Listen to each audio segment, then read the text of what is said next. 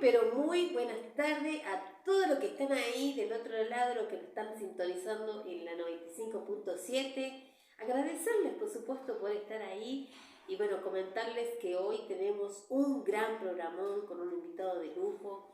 La verdad, un tema que ya venía hace bastante tiempo queriéndolo sacar al aire, ¿no? Si bien venimos hablando un poco con respecto a todo lo que tiene que ver de los libros que sacó Mariana Rohan, pero hoy vamos a hacer mención a lo que el doctor, ¿no? Yo siempre le digo doctor y él me dice, no, yo soy médico, ¿no? Lo voy a presentar, está con nosotros Rubén Cazón, él es médico, es especialista en psiquiatría y también es especialista en medicina legal y también docente universitario.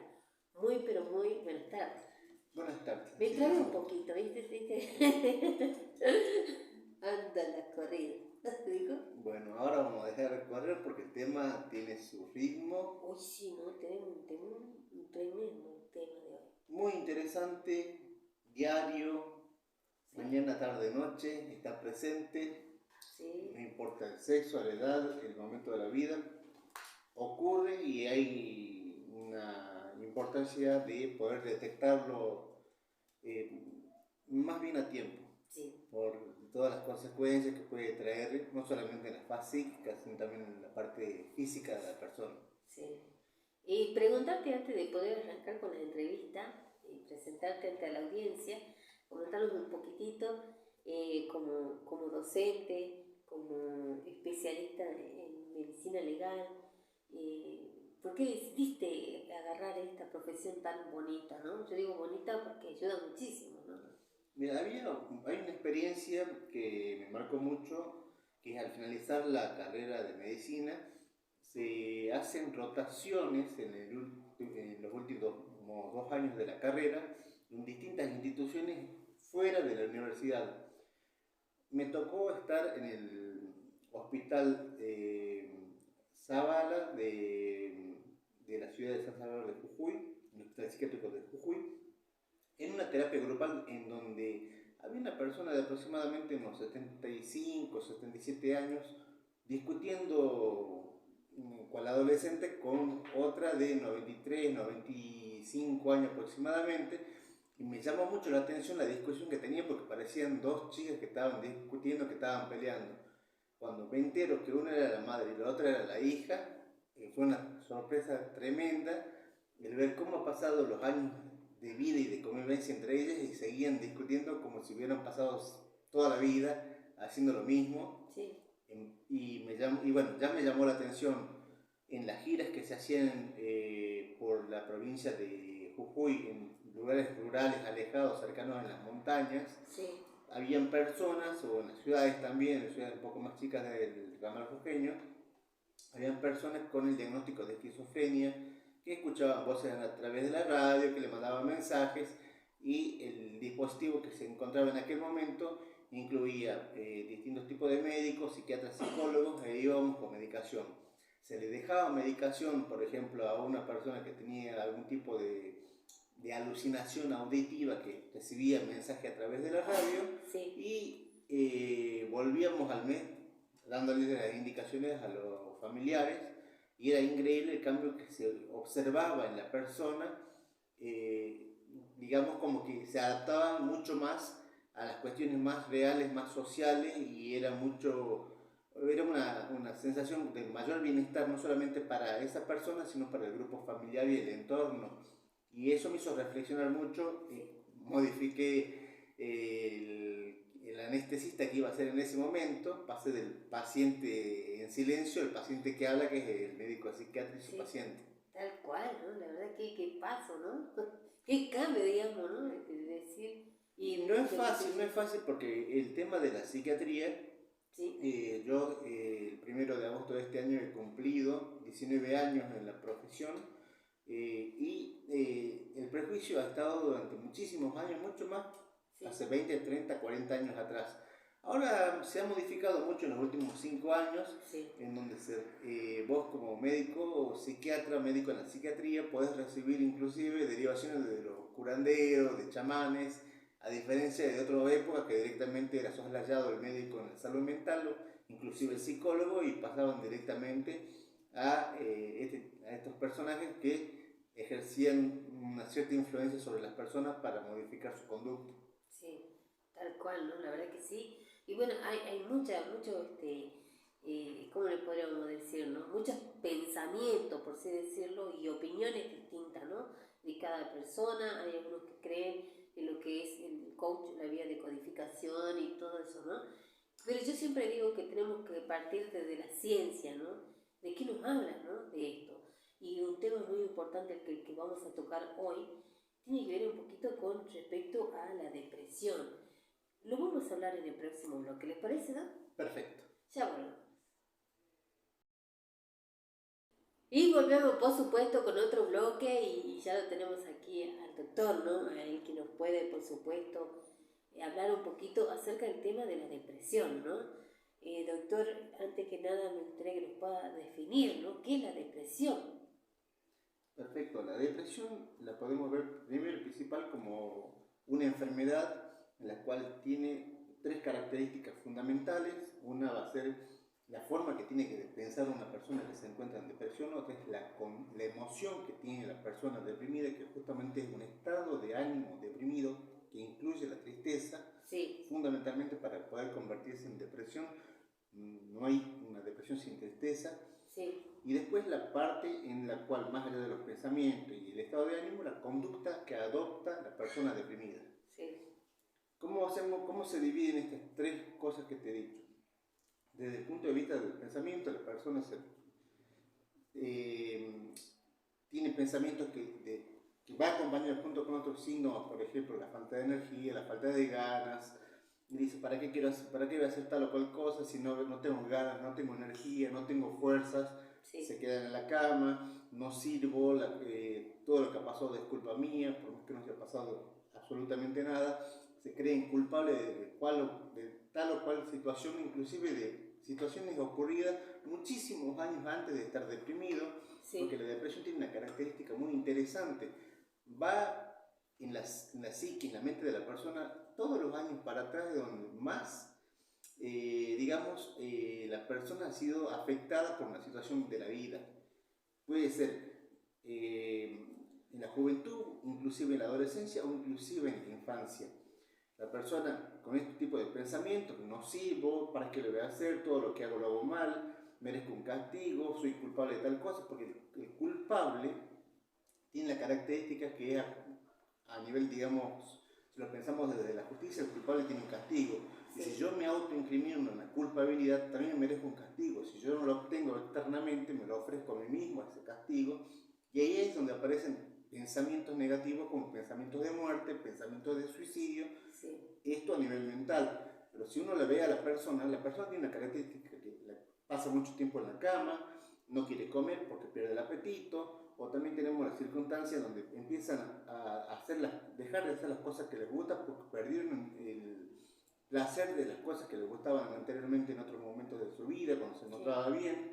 También tenemos como conducta la pérdida, o como observación, la pérdida de peso por la pérdida de apetito. Otras personas, por ejemplo, aumentan el apetito y con ello aumenta también la ansiedad. O sea, podemos tener una depresión con o sin ansiedad en este tipo de circunstancias, en la cual es un plus más a eso que nosotros estamos observando.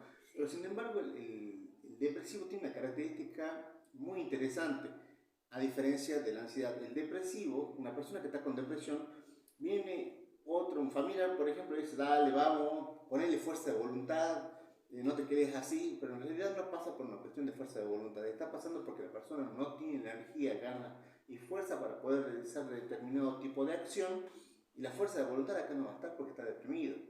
En cambio, el ansioso tiene la característica que pone ansioso a la otra persona. Y acá, en la depresión, el deprimido genera enojo en la otra persona. Dale, no seas así, vos podés, no, y se enojan y se van. Y la persona queda deprimida en ese lugar, en esa instancia. Sí. Ahí tenemos dos cosas que tienen que ver a nivel mental, a nivel de las conductas, pero a nivel de las emociones. Volvamos nuevamente, la tristeza va a ser lo fundamental. Hay un término muy difícil o nuevo que puede escuchar quizá la audiencia, que se llama anedonia, que es la pérdida del placer por las cosas lindas de la vida. Sí. Entonces, por ejemplo, hay una situación en la cual me tocó vivir hace unos años atrás. Una persona de aproximadamente 60, 62 años, era abuela de unos mellizos, y me decía: mire, doctor, sabe que tengo mellizos, yo sé que me tengo que sentir bien, que me tengo que sentir contento, pero no siento nada, tengo una buena esposa, unos buenos hijos, no tengo un mal pasar económico, tengo todo lo que yo quiero, pero sin embargo no siento la alegría ni la satisfacción de tener nietos. Y eso es lo que a mí más me pone mal, porque no puedo sentir alegría. Y esa situación, digamos, surge, y hay que abordarla, pero en realidad lo que está manifestando a través de su palabra es un estado de ánimo deprimido. Sí. Muchas veces se verbaliza, otras veces no, se la observa. ¿Cuál es la que se observa? Vos lo ves a un amigo, a un marido, a la esposa, que como que están mirando al vacío, como que no te están viendo, no te están escuchando, miran como que estuvieran mirando la televisión y no la están mirando, como que están mirando como la pared. Está ida, digamos, la persona. Exactamente, exactamente. Sí. Y ese tipo de situaciones son indicios que uno va sumando dentro de lo que va armando en este rompecabezas para poder concluir que esta persona tiene una enfermedad que se denomina depresión. Sí. Y preguntarte las causas, ¿no? Son variadas las causas para estar deprimida, ¿no? Son sí, biológicas, psicológicas. A ver, las causas han habido a lo largo de los últimos 150 años, aproximadamente 200 años, han habido distintos tipos de clasificaciones en base a los estados de ánimo según los distintos autores. Sí. Una de las más clásicas que ha perdurado durante muchísimos años ha sido una definición de una causa exógena, es decir, por fuera de la persona, y otra endógena, que no hay una causa externa, sino una causa interna. La causa endógena, es decir, deprimirse sin causa. Sí. Que podría ser el ejemplo que te di recién de ese abuelo que tiene sus nietos mellizos y no siente nada, pero tampoco tiene motivo externo para poderse deprimir. Otros, en cambio, la causa exógena se la podemos tener una situación de trabajo en una empresa, está aumentando la métrica con respecto a la evaluación de mi persona, de eso depende mi familia, de eso depende de mi trabajo, van aumentando me adapto a cada métrica que se me está imponiendo, los cambios de lugar, los cambios de horario, la quita de francos o de vacaciones que yo había planificado, que ya había pagado, y ese tipo de situaciones paulatinamente van haciendo que la persona se vaya agotando, vaya aumentando la ansiedad, pero al mismo tiempo se va agotando y pasamos de ansiedad a irritabilidad, porque ya la situación a mí me molesta, pero yo no puedo quejarme tanto, porque si yo me quejo me quedo sin trabajo. Actualmente son situaciones que ocurren y por lo tanto, después de esa irritabilidad de la persona, que la cual del trabajo la puede llevar tranquilamente a la casa, con discusiones con la esposa, con gritos para los chicos, puede haber violencia de tipo verbal, romper cosas o ponerse en forma negativa, vamos, salgamos, nos despejemos, le puede decir la esposa, y el marido le puede decir: mira, no tengo ganas, me quiero quedar solo, lo cual pone en riesgo algún otro tipo de conducta, como por ejemplo el consumo de sustancias, como para apaciguar el malestar que tiene esa persona antes de pasar a la depresión. Y que es momentáneo, ¿no? Que después pasa. Actualmente se dice, y esto también es una pregunta que le queda hacer, ¿no? Actualmente se dice que las emociones vienen también a causa de herencia, ¿no? Partiendo desde la depresión. ¿Es así, doctor? ¿Puede llegar a ser hereditario? Puede llegar a ser hereditario, principalmente porque en los últimos 10 años han habido estudios de tipo científico en los cuales se ha observado que hay una disposición genética tanto para la ansiedad como para la depresión. Uno ve el árbol genealógico de las personas, por ejemplo, y encontramos que la abuela estaba deprimida, que la tía tiene esquizofrenia, que el tío es alcohólico, que el abuelo se ha suicidado, que el primo tiene consumo de alcohol, que la hermana se encuentra con depresión postparto, distintos tipos de situaciones en las cuales en el árbol genealógico de la persona uno puede inferir a través de eso que hay un componente genético. Pero acá hay la particularidad va a estar en que uno puede cargar con un gen que te puede disponer a expresar una depresión, Sí. pero el ambiente también tiene que favorecer para que esa expresión de la depresión se produzca. Si el ambiente es sano, saludable, con actividades sociales, recreativas, laborales, personales, donde hay gratificación personal, cada vez menos lugar va a tener la depresión. Sí. Si yo llego a la casa, me encuentro con mis hijos, les pregunto, bueno, cómo le ha ido en la escuela, muéstrenme los cuadernos, veamos qué han hecho. Por más casado que esté, algunos tienen la capacidad de poder salir del trabajo y dejar el trabajo ahí, pero si yo me llevo el trabajo a la casa, ese tipo de diálogo, de conversación no va a existir y se va a prolongar el estado de ansiedad y de irritabilidad, pero si se logra dejar el trabajo, por ejemplo, un taxista una vez que cerró la puerta cuando bajó, deja su trabajo en el auto y ingresa a la casa y conversa con su señora, con las familiares que tenga en su casa, con los chicos, y se adentra en el mundo de ellos, y va a haber menos resquicio como para que la depresión, junto con una correcta alimentación, una buena alimentación, sin comida chatarra, sin bebidas alcohólicas, con actividad física como la caminata, que es una actividad muy interesante desde el punto de vista que es una de las indicaciones que muchas veces va a recibir una persona por parte de un psiquiatra, de un psicólogo, de una psicóloga, con lo que viene a ser las mermas de la ansiedad. Sí. ¿Puedo tener el gen? Sí. ¿Puedo expresarlo? No, porque eso depende de una cuestión externa muchas veces. Un buen dormir también va a ser muy importante. Si yo duermo apropiadamente X cantidad de horas donde mi mente y mi cuerpo descansan, es poco probable que si yo duermo 3-4 horas por día, la mente, ¿no? Exactamente. Totalmente. Preguntarle también, doctor, acerca de, bueno, una mamá, ¿no? Que ella se había comunicado la vez pasada cuando habíamos hecho una entrevista a nosotros. Una mamá nos contaba, ¿no? Que era de su hija adolescente quien decía que se quería suicidar, ¿no? O matarse, y ella muchas veces utilizó lo que es la navaja, ¿no? Para poder lastimarse los brazos. ¿De qué depresión estaríamos hablando ahí, no? ¿Por qué agarran, mejor dicho, la pregunta sería, ¿por qué agarran en la edad de la adolescencia la depresión? ¿Por qué agarran más en la adolescencia? ¿Qué les parece si me lo responden en el próximo bloque? Bueno, lo hablamos en el próximo bloque. Sí, perfecto. Lo hablamos en el próximo bloque, ya volvemos. Por supuesto, acá estamos con el doctor hablando acerca de la depresión, ¿no? Y un tema que había quedado pendiente en el bloque anterior, que hablábamos de una mamá que nos comentaba, ¿no? De la hija que, bueno, ella se quería hacer cortes para poder, quería morirse, ¿no? Entonces decía hacerse corte en los brazos, ¿no? Yo le preguntaba al doctor, ¿por qué existe esto? Más que nada en la edad de la adolescencia. Los cortes suelen aparecer en la edad de la adolescencia, pero no necesariamente significa la búsqueda de la muerte y necesariamente el contexto de la depresión. Sí. Porque también podemos tener personas que realizan cortes, como pueden ser en un servicio penitenciario, sí, con fines manipulativos, con tal de salir del servicio para ir a otro lugar como un hospital y salir de los 4 muros o de los muros en los cuales se encuentre.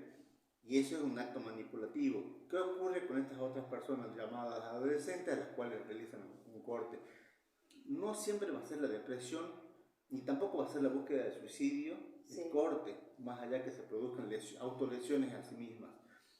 Cuando uno indaga a estas personas, a estos chicos, a estos jóvenes, que se producen estas autolesiones, tienen una tensión interna tan grande que lo que ellos no buscan es que esa tensión, ese malestar que ellos tienen se acabe de inmediato. Sí. Y cuando la mente piensa de esta manera, porque se nubla la conciencia y uno va detrás de una búsqueda de una solución rápida para finalizar con ese malestar, pero no está pensando en la muerte en primer lugar. Pero ocurre que la muerte termina siendo un fin último o un accidente en el proceso del corte, porque muchas veces algunas personas lo realizan, muchos te dicen que sienten un alivio o una merma del malestar que ellos sentían. Sí, Y cuando uno se les indaga a ellos, ¿por qué no continuaste? No, porque yo ya me pude calmar, le dicen. sí, Y ese calmar que ellos manifiestan puede tener muchísimas causas que generen ese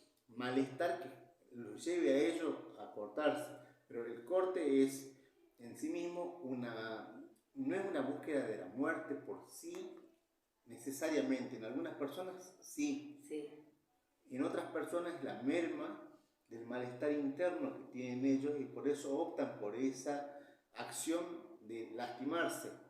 sí, Quizás un símil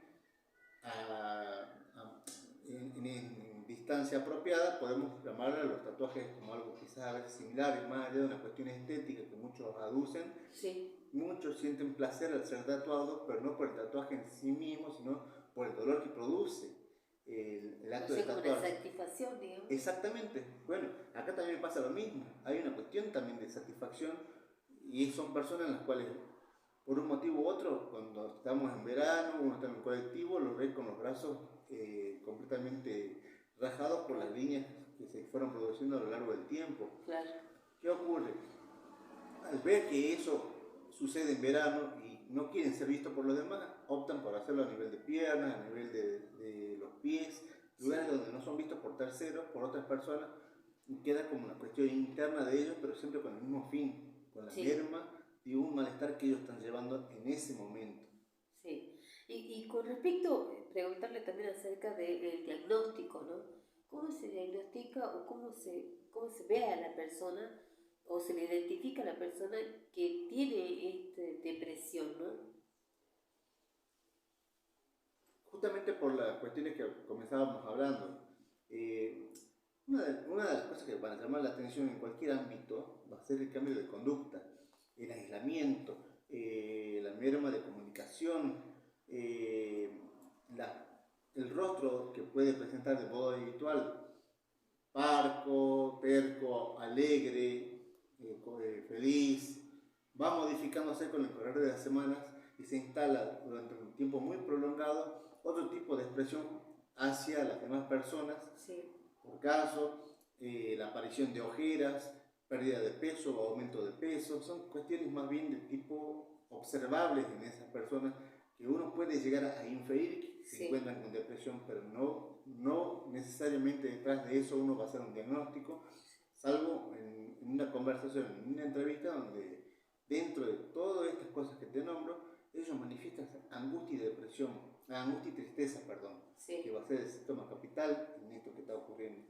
A ese síntoma capital vamos a agregarle otros tipos de síntomas, en las cuales a nosotros como médicos psiquiatras nos permite pensar cuál va a ser la terapéutica más apropiada para la persona, dependiendo de dos cosas fundamentales: cómo nosotros midamos esa depresión en gravedad y también lo que tiene sus pensamientos en la persona en ese momento. Si la persona tiene pensamientos de muerte con planificación y está esperando el momento oportuno para poder realizarlo, así como los cardiólogos tienen la unidad coronaria, los terapistas tienen la unidad de terapia intensiva, nosotros los médicos psiquiatras también salvamos vidas y lo hacemos de dos maneras, evitando el suicidio y evitando el homicidio.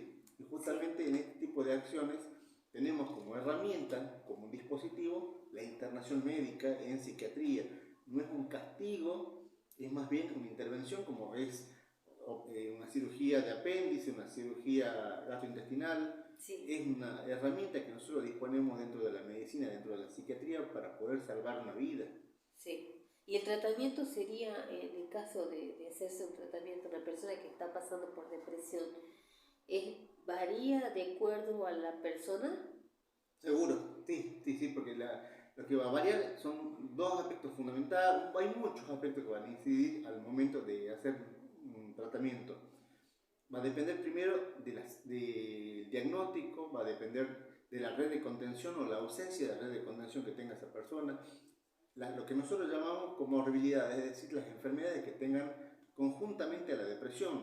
Por ejemplo, diabetes, alcoholismo, drogadicción, que también pueden llegar por caso, ¿no? Por supuesto, hay muchos otros casos más, influir en esa depresión, la presencia de un duelo, que después del 2020 hasta el día de hoy siguen apareciendo duelos patológicos, Sí. vinculados principalmente por la ausencia de lo que fueron los velorios, porque las personas fallecían por COVID-19 y no han sido velados, y el ritual de velar a una persona forma parte de la estructura psíquica del ser humano, de poder despedir a los seres queridos. Entonces siguen viendo esas circunstancias.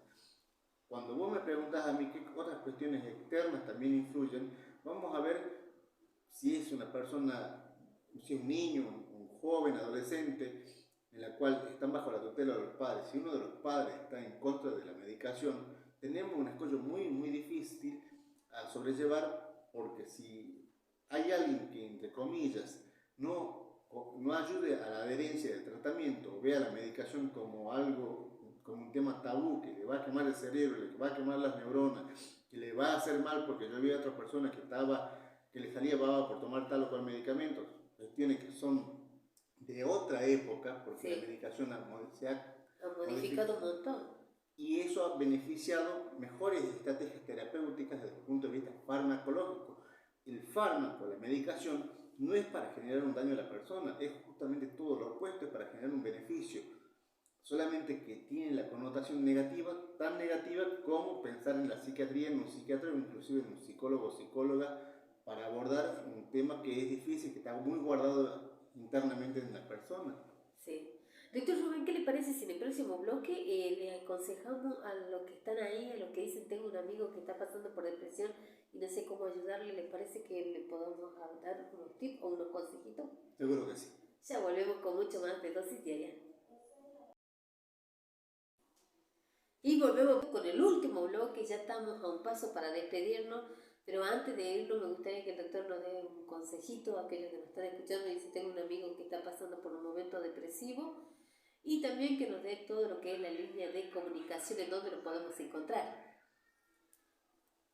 La depresión, como te decía en un comienzo, no es es una enfermedad que tiene bastantes características, que tiene que ver no solamente con cuestiones mentales, sino también con cuestiones de la conducta de la persona, más allá de la cuestión emocional que tenga. Es muy probable que cuando uno se encuentre con una persona obtenga un no, por ejemplo, a una salida, a querer hacer algún tipo de actividad.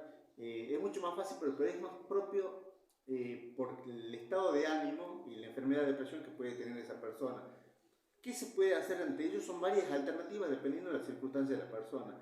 Si nos encontramos en un momento inicial en el cual la persona se empieza a aislar de los demás y ve que eso se va solidificando, se va tomando su forma, bueno, ofrecerle, si uno ve que está comiendo cada vez menos, que le cuesta salir a la carnicería, ir a la verdulería, mira, yo paso por ahí a las 8:30, si te parece yo te dejo, ¿qué es lo que necesitas? Tipo 9, 9:30 paso por tu casa, te dejo las cosas para que hagas algo de la comida, si necesitas ayuda, si necesitas algo, yo paso por la tarde, si estás necesitando algo más. Mira, nos juntamos con los chicos este viernes a tal hora. Yo no te pido que te quede las 2 horas que nos quedas seguramente, pero por lo menos quédate 10-15 minutos, porque muchas veces la irritabilidad va a hacer que la persona no esté mucho tiempo con un grupo, va a sentir las ganas de irse. Sí. En esa situación, las personas tienen que quedarse hasta cuando comenzó la irritabilidad, cosa que quede ese recuerdo que yo pude estar con mis amigos 15 minutos, porque más adelante, cuando vaya mejorando, Sí. esos 15 minutos se convirtieron en 20, 25, 50 minutos, y no te quedas con la última parte que tuve que aguantar media hora, 2 horas, y ya me quería ir hace 2 horas. Queda el mal recuerdo cuando en el primer momento no lo era. También ofrecer la posibilidad, ofrecer a veces en algunos casos, obligar, dale, te pones la ropa, vamos, salimos y caminamos. En ese tipo de circunstancias cuando tenemos una depresión de carácter leve, pero ¿qué ocurre cuando hay una depresión en la cual la persona comienza a manifestar ideas de suicidio? Me quiero matar, estaba pensando en algo negativo, pensaba en ahorcarme, pensaba en tirarme de un puente, en ponerme delante de un colectivo. Cuando lo manifiestan, la persona que lo manifiesta no es que lo dice por llamar la atención o por asustar, está manifestando ideas que tiene en su mente que en algún momento puede llegar a concretarlas. Ese tipo de situaciones o un intento fallido es donde tiene que intervenir la red de contención, empezando por la familia, si es que lo tiene, y después el grupo de familiares y después el grupo de amistades. en ese tipo de situaciones debe de ser llevado a un centro asistencial especializado en salud mental y psiquiatría para que sea revisado, para que sea evaluado por el médico de guardia, Sí. porque este tipo de situaciones ameritan muchas veces una internación médica en psiquiatría, la cual no es un castigo, sino que la psiquiatría, la internación en psiquiatría es para salvaguardar la vida de una persona. En esa situación, como muchas veces le decía a algunos familiares, la persona que se encuentra mal de salud, que se tiró de determinado lugar y fue una cuestión fallida, no hubo lesiones físicas, pero sí hubo una intención neta de que acabar con su vida, se la pone en un auto, en la parte de atrás, en la parte del medio, dos personas a los costados en las puertas, una persona maneja y al lado acompañado del conductor mirándole para atrás para que no esté volanteando y que estén chocando 5 personas en un auto Sí. o contra un árbol, pero con el objetivo de llevarlo a un centro asistencial para que sea evaluado y si amerita la situación para ser internado, ese es el acto correspondiente de qué puedo hacer yo por mi amigo o mi amiga que se encuentra con depresión. Sí. También tener en cuenta que si una persona de cualquier edad, sea niño, adolescente, adulto o anciano, que está manipulando medicamentos y está con un estado en el cual este tipo de pensamientos pueden estar rondando y se le da aviso a la familia, ser la familia misma quien manipule los medicamentos que tome la persona, hasta tanto los efectos negativos que produce la depresión van reduciéndose, porque esto no es de la noche a la mañana, se reducen hasta que van apareciendo aspectos positivos y el paciente, la persona, comienza a hacerse cargo de su propio tratamiento, de su salud mental. Sí. Y doctor, para aquellos que quieran, por supuesto, una consulta, ¿dónde se pueden dirigir? ¿Hay algún número de teléfono para poder sacar un turno? Sí, mi consultorio queda en la calle Leguizamón 930, entre 25 de mayo y Avenida Sarmiento. El teléfono para los turnos es 422-0813. Ahí se encuentra la secretaria quienes les van a tomar el turno correspondiente para la necesidad de cada uno, por supuesto. Muchísimas gracias, doctor, y la verdad que estoy muy contenta porque fue un tema muy puntual, la verdad muy bueno, lo que nos sacó un montón de dudas, ¿no? La verdad que muy bueno. Muchísimas gracias. Y bueno, también le agradezco a nuestro querido operador Don Dante que nos hace la operación técnica. Le mandamos un saludo a Sofía que no pudo estar hoy, pero bueno, de acá le mandamos un beso grande y a todos los que están ahí, a cada uno de mis pacientes, les agradezco muchísimo y de acá, bueno, me despido. Por supuesto, los invito a que sigan con la programación de la 95.7 y nos volvemos a reencontrar a partir de mañana. Mañana vamos a pasar música y el lunes volvemos con mucho más de Dosis Diario. Chao, chao.